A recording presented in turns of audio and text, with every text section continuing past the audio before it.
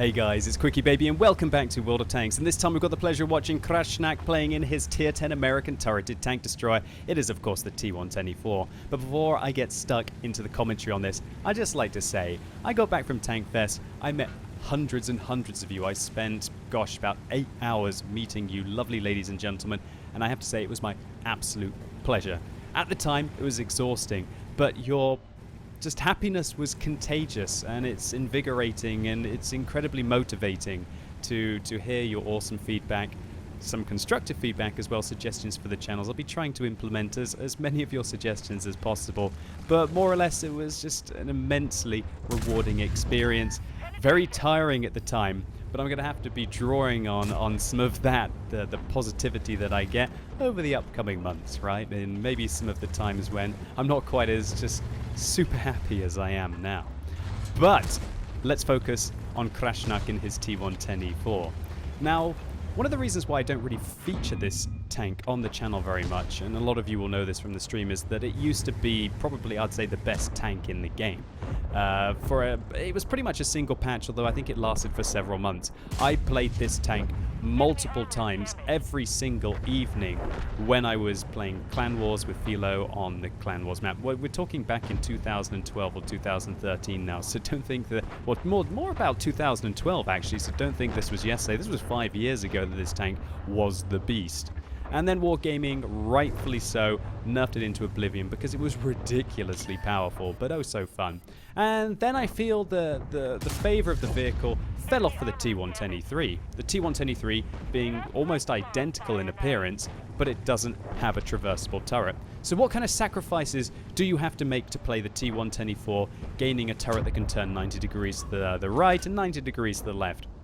We have to make massive sacrifices in your armor. The T10 up on the cupola here, oh well, shall I say the machine gun port on top of the tank, which is a massive weak point, has about 200mm to 230mm of effective armor on the lower and the upper part of it respectively, whereas on the T10 that's 320 to 400mm of penetration.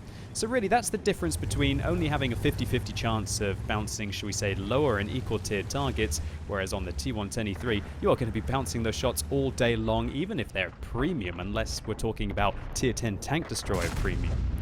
Also, the cheeks of this tank, 250 to 280mm effective, whereas on the T10 it's more like 350 to 400. And also, on the lower plate, 175 to 200mm effective on this tank, and really all Tier 8 vehicles are starting to have that much and they're going to be going through you, whereas on the T10 it's 225 to 280.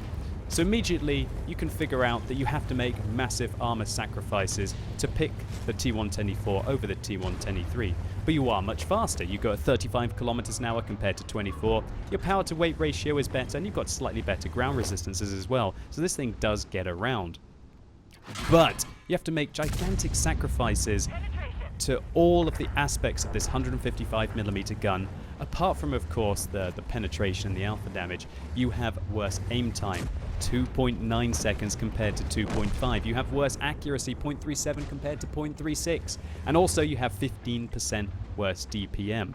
So these are a lot of sacrifices, and considering that now I'd say that the meta of the game is changing to a point of where heavy tanks are becoming very dominant with the lack of artillery in the game, or should we say the lack of artillery. Well, artillery strength has been removed against very heavily armored targets, although they're still very effective against lightly to mid-armored targets, especially with their stun mechanics slowing them down to mean that they lose their mobility. I'd say a lot more than heavy tanks will, or shall I say the slower moving tank destroyers.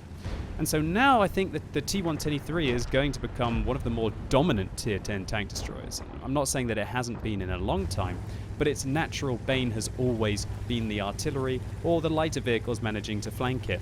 And it is a true counter for the super heavy tanks, and also to a degree some of the other Tier 10 and lower tank destroyers that it just bounce off it, and it's got more than enough of its big 155mm caliber gun to be able to go through. But the T10 it's a jack of all trades really. It fits itself into every situation, and that's exactly what Krashnack has done here. At the start of the game, we saw him extending some view range across, although he might not have been spotting for himself and dumping some shells at the Jagdtiger at long range. He followed that up by blazing an Emil, and this is where you're going to see that the E4, you don't want to... It's got a lot of mobility. That T55A completely caught out. That third reward vehicle made to look silly by Krashnack in his T10E4. And I think that's the big difference. If he'd been in his T10E3 there, maybe the T55A would have simply just tracked him and gone to the side of the vehicle. He wouldn't have probably had the power to wait or to be able to lurch forwards as fast as that to be able to take him down. That's really where the T10E4 does come into its strengths. If you don't need to kill your opponents exceptionally quickly, if you do have enough time to work and you have some funky angles to be able to make use of that turret, more on that later in this replay, then the T10E4 can be a rewarding tank to play if you adapt to the situation. So Krashnack's team has been completely obliterated on this flank, and shutting down that Jagdtiger and up to 6,000 damage and 4 kills, he finds himself in a 1 versus 1 against an IS-7. Now the IS-7 is firing some premium rounds here, as you would expect. That 300mm of penetration, easily able to butter the lower plate of the T10E4. Maybe that IS-7 thinks he's fighting a T10E3, but oh gosh, a bit of a low roll there for 621. He should have killed that IS-7 with a coin flip, but because of the low roll, now he finds himself in a very awkward situation. Now the IS-7, because of his good rate of fire, manages to put another shell into Krashnack, ammo-racking his vehicle, and we can quickly see that the terrible rate of fire on the T10E4, when you're ammo-racked, becomes even worse. This vehicle has worse DPM than the E100, for example. We're talking about 2,300 DPM. Many Tier 9 medium tanks have got higher DPM than that vehicle. Some Tier 8 medium tanks are starting to cut that, if you're looking at the Object 416, for example. So now Krashnack loading in his second high explosive round, having just fired at the barrel of the IS-7 and being blocked by the gun, finally connects the shot. And due to the fact that the Reveillerise on his team died just before the IS-7 did, that means that Krashnack here is going to be contesting for a Collar Annals medal for standing alone against 5 opponents at the same time. So now the Jagdtiger undoubtedly in the cap circle. Oh wait, no he's not. The Jagdtiger isn't in the cap circle. Looks like it must be the Borsig. But I guess the enemy team are very confident right now against Krashnack with 341 hit points as they've left the cap circle and are making their way towards him. Now Krashnack has run out of high explosive rounds. He's going to be firing some... Well, he's got 1 AP round left, but now he's firing APCR with this vehicle. And these rounds have got truly tremendous penetration, 375mm to be exact. And that makes this vehicle rather efficient at taking out the slow lumbering heavy tank destroyers such as the Jagdpanzer E100. He pops around the corner, puts one into the Borsig, able to do so because of his turret working over the E75 there. And short, so a big 734 damage later, that Borsig isn't quite feeling so happy. And do you know what? The mistake the enemy are making right now is they're letting the T10E4 reload. And this has been the big problem for the enemy team all the way up until that IS-7 very nearly took Krashnack out. Into the superstructure of the Jagdpanzer E100. Big shell there. Now changing his 1 versus 5 into a 1 versus 3 and looking much more manageable. But where are the enemy artillery? Oh gosh, the Object 261 behind Krashnack making his way towards him. Where's he going to focus? Is he going to focus on the Borsig in front of him, or is he going to focus on the Object 261 coming to the side of him? The Lorraine 155-51 misses narrowly, doesn't do any damage to him, but stuns him. He uses his medkit to put his crew back away from the stunning effect, and he's got a reverse. Oh my word, that would have been a disaster. The Object 261 low rolling there, or should we say doing very minimal damage with the new reduced alpha damage and penetration of the high explosive rounds of the self-propelled gun class. And so he leaves Krashnack there on 8 hit points. How outrageous. And because Krashnack very rightly reversed away from the Object 261, he minimizes the collision, which means that he doesn't lose his remaining 8 hit points. And now over 10,000 damage, and having picked up a Radley Walters medal, he is going to have to try and hunt down that Lorraine 155-51 that narrowly missed him and would have caused quite a heartbreak. But it's not all easy sailing yet. Where's this Lorraine 155-51 going to be? Is he going to be on the left, the right? Krashnack makes his way over, takes a look around. The Lorraine is right in front of him, and kabloom.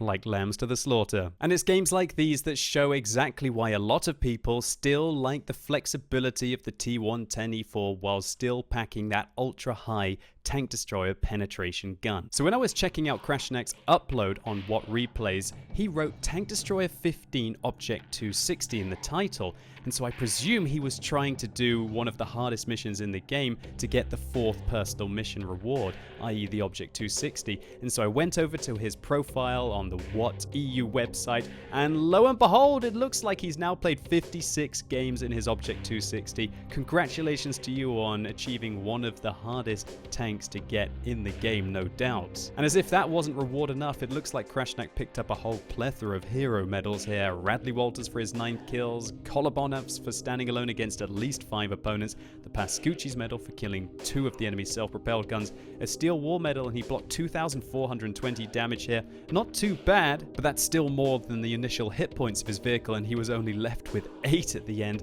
and also a high caliber medal for 10,726 damage, and he pretty much did 10 times more damage than anyone else on his team. How absolutely incredible this carry was. And while Krashnack did fire a few APCR rounds here and barely made profit even with a premium account, I bet you he doesn't give a monkey's now that he's a proud owner of that tier 10 Soviet reward heavy tank. So Krashnack, congratulations to you, and thank you so much for uploading this on the What Replays website for the community to enjoy.